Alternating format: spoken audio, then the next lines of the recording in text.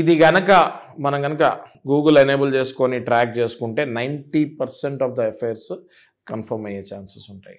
ఇంకా మనం నెక్స్ట్ కనుక చూసుకుంటే సోషల్ మీడియాలో ఒకళ్ళ ఫోటోని ఒకళ్ళు లైక్ చేస్తాము, ఎమోజీస్ పెడతాము, ఇట్లాంటివి కూడా ఉంటాయి. విచ్ ఇస్ ఇండైరెక్ట్గా మనం అది సిట్యుయేషనల్ ఫ్యాక్ట్స్ కిందకి తీసుకుంటాం జరుగుతుంది. అంతేకాకుండా అసలు మనం వీళ్ళు ఒక అడుగు ముందేశారని ప్రూవ్ చేస్తానికి ప్రెగ్నెన్సీ కూడా వీళ్ళకి వస్తుంది. నేను చాలా కేసెస్ డీల్ చేస్తున్నా ఇట్లాంటివి.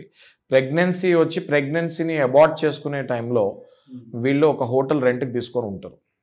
ఓకే, నెల రోజులు 2 నెలలు హోటల్లో ఉన్న అమ్మాయిలు కూడా చూశాను నేను. ఈ ప్రెగ్నెన్సీ అబార్ట్ చేయించుకొని బాయ్ ఫ్రెండ్ కూడా ఉంటాడు, అబార్ట్ చేయించుకొని. అంటే ఇవాళ రేపు ఎక్కడి నుంచి ఎవరు వచ్చి ఎక్కడ ఉంటున్నారో తెలియట్లేదు కదా. అవునవును. సో తల్లిదండ్రులు ఏమనుకుంటారు, వీళ్ళు ఎక్కడో పీజీలో ఉంటున్నారు, ఆఫీస్కి వెళ్ళి వస్తున్నారు, రోజు ఫోన్ మాట్లాడతారు కదా.